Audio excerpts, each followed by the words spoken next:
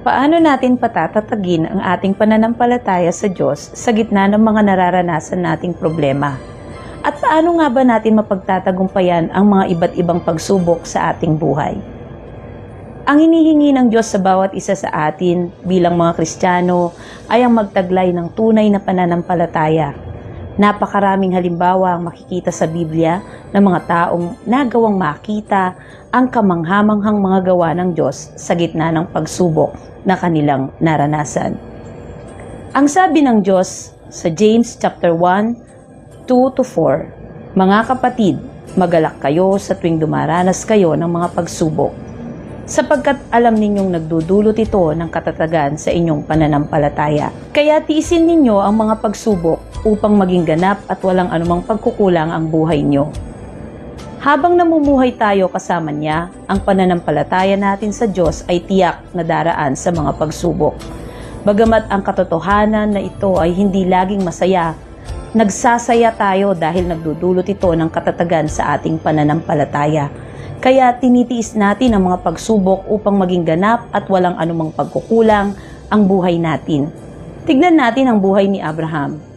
Sa aklat ng Genesis chapter 22, verse 1-18, matapos ang mahabang paghihintay, nakita ni Abraham ang katuparan ng mga pangako ng Diyos nang mabuntis si Sarah at ipanganak ang anak nilang si Isaac.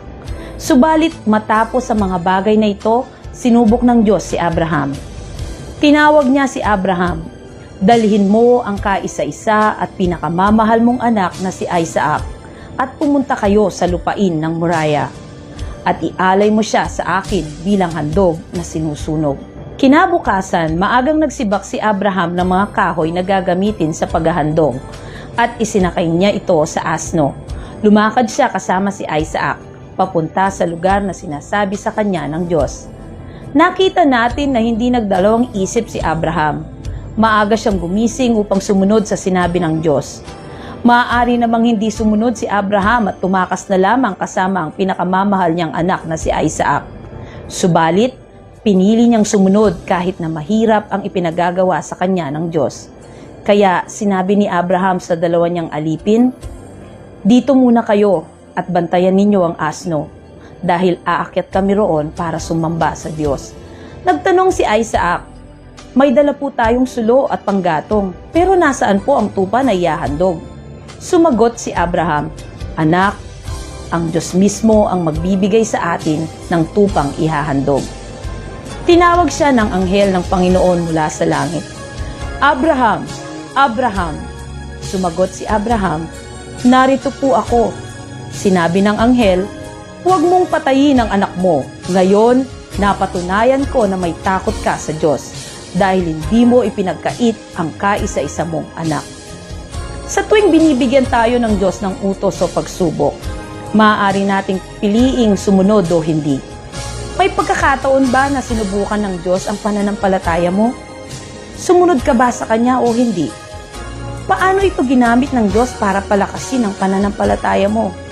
Maaari namang magduda si Abraham, subalit pinili niyang magtiwala sa Diyos, ang nagbigay at tumupad ng mga pangako. Walang duda sa isipan niya na ibibigay ng Diyos ang kailangan niya ng mga oras na iyon.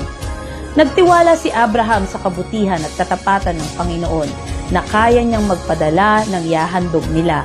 Ano sa tingin mo ang nagbigay kay Abraham ng kakayahan upang ganap na magtiwala sa Diyos sa kabila ng iniutos ng Diyos sa kanya? Naipasa ni Abraham ang pagsubok dahil hinarap niya ito sa pamamagitan ng pagtitiwala niya sa Diyos. Dahil dito, binigyan siya ng Diyos ng gantimpala.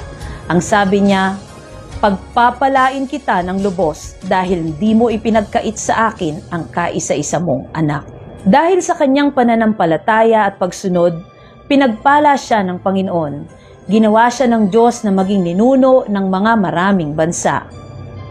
Ang susunod naman ay ang buhay ni Job. Sinasabi sa atin ng Biblia na si Job ay mayroong napakayamang pamilya, gayon din ang 10 anak at maraming tagasilbi. Labis siyang nirerespeto at mataas ang pagtingin sa kanya ng kanyang mga kaibigan. Gayunman, sa pamamagitan ng mga pagsubok, nawala kay Job lahat ng mga ari-arian niya at kanyang mga anak sa isang araw lamang. at 1 araw lamang. At pagkatapos nito ay binalot ng mga bukol ang kanyang buong katawan. Ang pagsubok na iyon ang naging dahilan upang si Job ay maging pinakadukhang tao sa Orient. Hinusgahan at hinamak din siya ng kanyang pamilya at mga kaibigan. Kahit na nahaharap sa ganoong kalaking pagsubok, hindi kailanman nagreklamo si Job sa Diyos. Nagpatira pa siya sa pagsamba sa Diyos, sinasabing, "Hubad akong lumabas sa bahay bata ng aking ina, at hubad na babalik ako roon. Si Jehovah ang nagbigay at si Jehovah ang nag-alis. Purihin ang pangalan ni Jehovah. At tatanggap ba tayo ng mabuti sa kamay ng Diyos at hindi tayo tatanggap ng masama?" Bagamat dumanas si Job ng hirap, nagawa ni Job na hindi magkasala sa Panginoon. Hindi din ito naging hadlang upang hindi siya manalangin sa Diyos. Ipinakita nito na may lugar sa puso niya ang Diyos, na may tunay siyang pananampalataya, na naniniwala siyang ang lahat ng mga nangyayari ay nasa kamay ng Diyos. Naniniwala din siyang lahat ng bagay na meron siya ay galing sa Diyos. Kaya naman, kung nais niyang kunin ang mga ipinagkaloob niya, tama lamang na siya'y magpasakop sa mga planong ito. Hindi dapat siya makipagtalo at magreklamo sa Diyos. Labis na napahiya si Satanas sa ginawang ito ni Job, at matapos iyon, nagpakita ang Diyos kay Job mula sa gitna ng bagyo at pinagpala niya si Job ng higit pa sa mga bagay na nawala sa kanya. Kaibigan, nakararanas ka ba ng mga pagsubok sa mga sandaling ito? Nais kong sabihin sa iyo na sa likod ng mga suliraning iyan ay may mga pagpapalang naghihintay sa atin. Katulad ng 2 Bible character na ating napag-usapan, sila'y patuloy na nagtiwala at sumunod sa Panginoon sa gitna ng mga pagsubok na kanilang naranasan. At sa huli, sila'y nagtagumpay at pinagpala ng Diyos ng higit pa sa kanilang inaasahan. Huwag kang matakot, huwag kang mag-alinlangan. Ipagkatiwala mo sa Diyos ang anumang suliranin na iyong nararanasan, upang matanggap mo ang mga biyayang inilalaan ng Panginoon sa mga taong patuloy na nagtitiwala sa Kanya ng buong puso. To God be all the glory. Maraming salamat po sa pagsubaybay sa Gabay ng Buhay. I-like niyo po ang aming page at abangan ang bagong video tuwing araw ng Lunes, Huwebes at Sabado, ganap na 7:00 ng gabi. To God be the glory.